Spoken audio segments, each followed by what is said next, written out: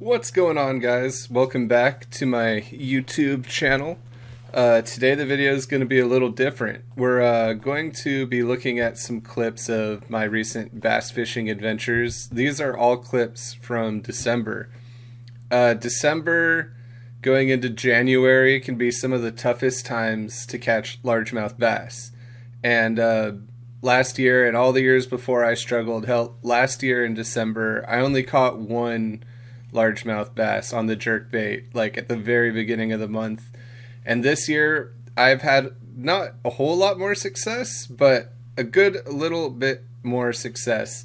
Granted, all the times I've gone fishing this month, most of them haven't been for largemouth. They've been for trout, they've been for striped bass, they've been for smallmouth, but I have gone out a few times specifically targeting largemouth bass, and probably 5 out of 7 times I've got out, I've caught at least one. And what we're going to be showing today is the techniques I used. I'll be going into a little more detail about the techniques that I'm using, analyzing what I'm doing in the video, and then just sharing with you why I think it works. I'm not a biologist, I'm not a Bassmaster Elite, I'm just a guy who's been fishing for the past 5 years and been learning as I go. But with that being said, let's just jump into it. Merry Christmas, everybody. Happy New Year. And let's look at these videos. So today, in this video, I went out to Stevens Creek. It was a bluebird sky, zero wind, sunny sort of day, and I was going to walk further down. But as I was walking the dam, I noticed that there was some bait fish rippling just in the corner of the dam. So I had to stop. And I start out with the Jighead Minnow, and I'll put a little picture on the screen of what a Jighead Minnow looks like. And as you can see in the video, after I cast it, I don't let it sink too far because that bait's near the surface, so I start reeling immediately, and I'm just lightly jiggling that rod tip, so the bait's just going like this up and down in the water, keeping it suspended below but near the surface, maybe mid-water column to top of the water column. And actually, I believe here on my very first cast, I do wind up catching a fish.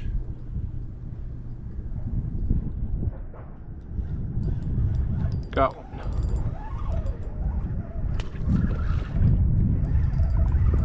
Saw a bunch of little bait hopping here, and so I sort of figured chance of catching a fish here might be, oh, well, oh, there he goes. Easy release, 1 pounder. Oh.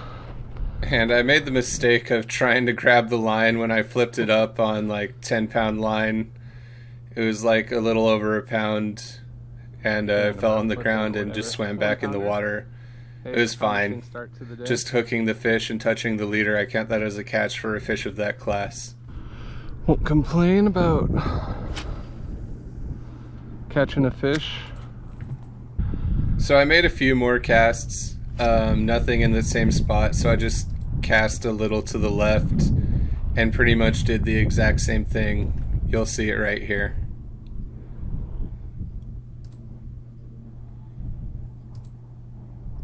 What's interesting on this cast too is, like, you can't really see it in the video, but I got the bite after I bumped a piece of wood and pulled off of it.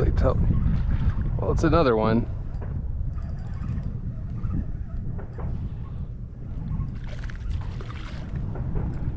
It's another fish, all about the same size. Yeah, another. Yeah, so what I presume was going on here was there's a school of these fish just eating bait in the corner of the dam, all about the same size.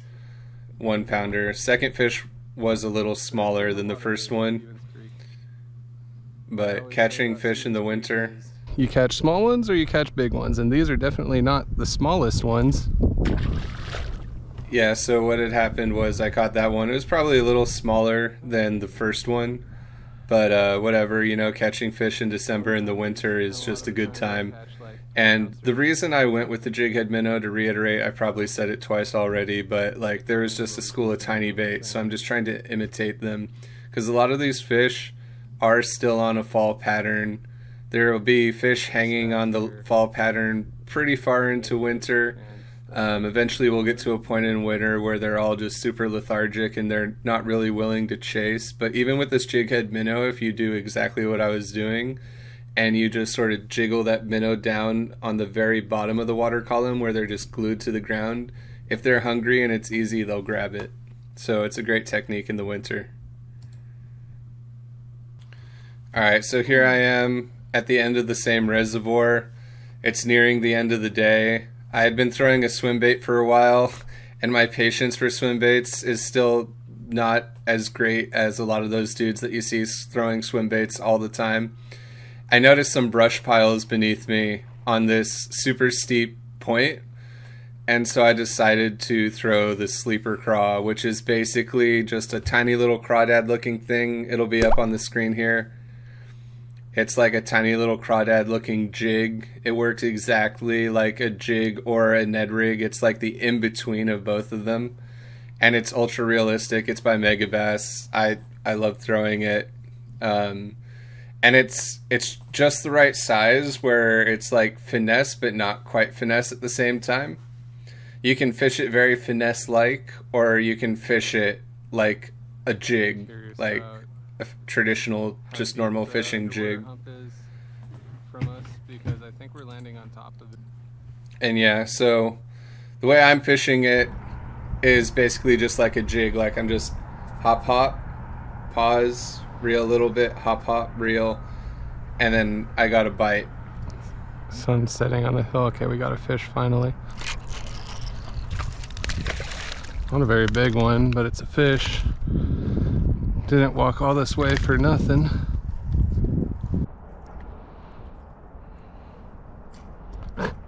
Thank you, Jimmy, for helping us not skunk. Third fish of the day. Alright, well, right as that sun was setting, as per usual. And yeah, so basically just the exact same thing for the next one you're about to see. I was just a little further up the point, throwing past another brush pile.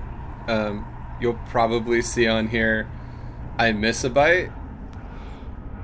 Okay, we just got a bite. Just got it still. Ah, damn it, dude. Let it go. And then I throw back almost in the exact same spot, but just a little further past it. And the reason for throwing further past it is because if you throw it right on top, a lot of the time that'll spook the fish, so you want to reel it back towards the fish, not straight down on top and hit him on the head. Sometimes that'll work if they're super aggressive, but in the winter they are usually not extremely aggressive. Okay, we got him.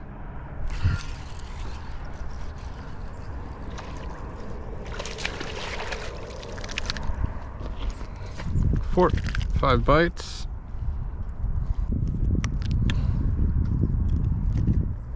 Yeah, he's kind of fat. It's like a 1 pounder again, so 4 fish.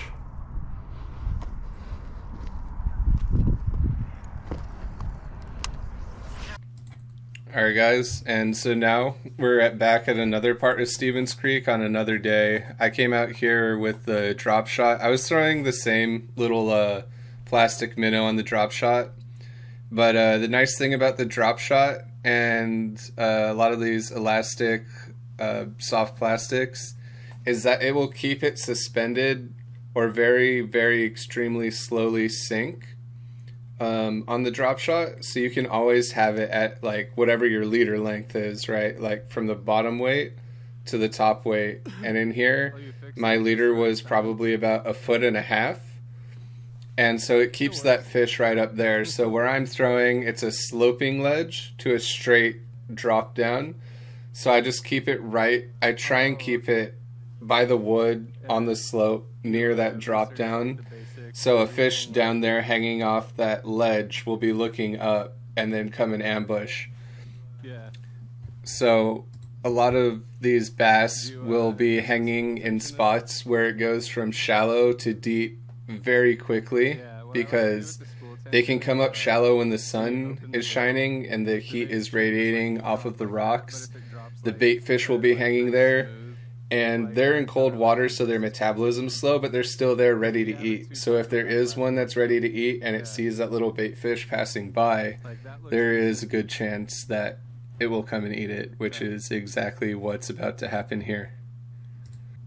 And another thing is the way that I fish the Dropshot is very similar to the way that I fish the little Jighead Minnow, except for my rod shakes aren't as frequent or as intense. It's more of a undulating motion. So like I said, it sinks very slowly, so you pop it up and it sinks, and you pop it up and it sinks, and you swim it and it swims and then it sinks, and then, you know, just a slower motion. You can go a lot slower with the Dropshot because you keep it off the bottom and you're not going to snag on the wood like that little Jighead Minnow will. Even though the 1/8 ounce Jighead Minnow will fall slowly compared to a lot of other baits, this presentation, I would say it drops at maybe an inch every 2 seconds. So very slow, and as long as you stay off the bottom and you have a good leader length, then you probably won't snag as much. Your Dropshot weight might get snagged and you might break it off, but I prefer retying a Dropshot weight than resetting up an entire rig. So it's just easier. Finally.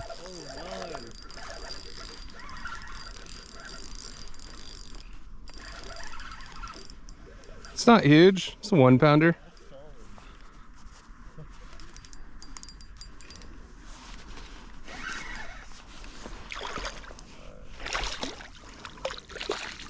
It's that final light.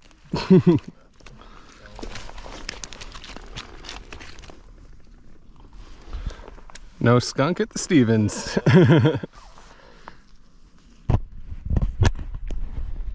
Yes, sir. Got a fish. It's not a giant, but we're happy with him. Jimmy Plus. Back you go, little buddy. And as you may have heard me say, it's not huge, it's a 1-pounder, but every fish is appreciated this time of year. I just love catching fish in the winter because it's so much harder. So I appreciate every single one, you know.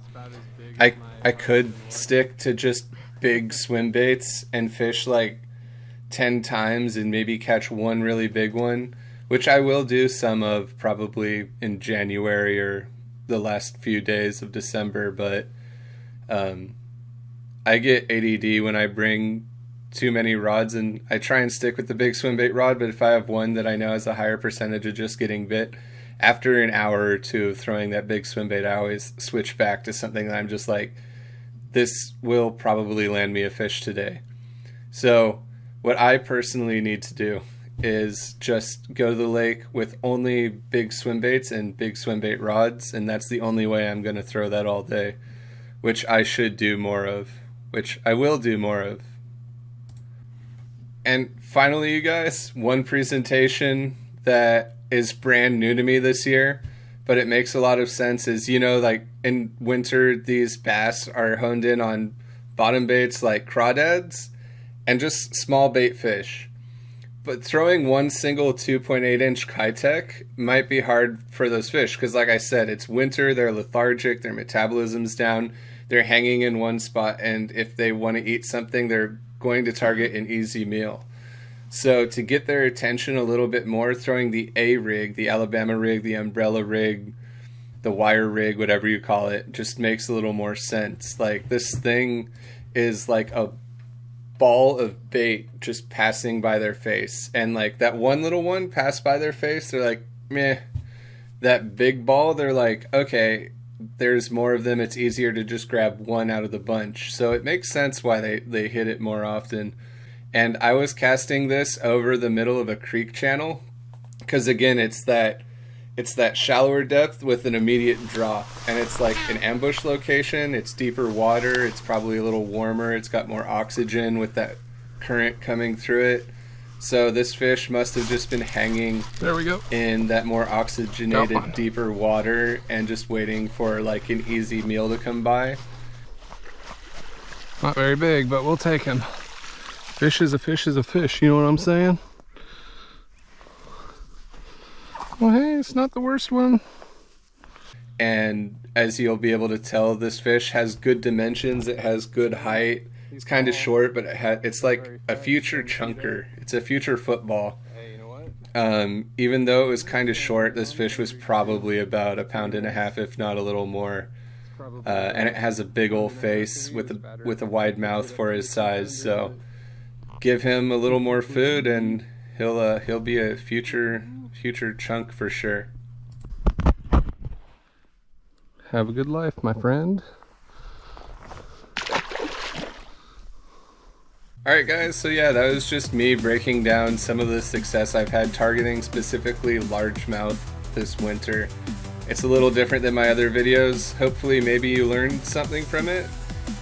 Leave a comment down below. How's your Christmas going? How's your winter fishing been going? If you like this video style where I sort of just break it down clip by clip, maybe I'll make some more like this in the future. But if you've been liking these videos, hit that like button, hit that subscribe button, and we will see you next time. Peace.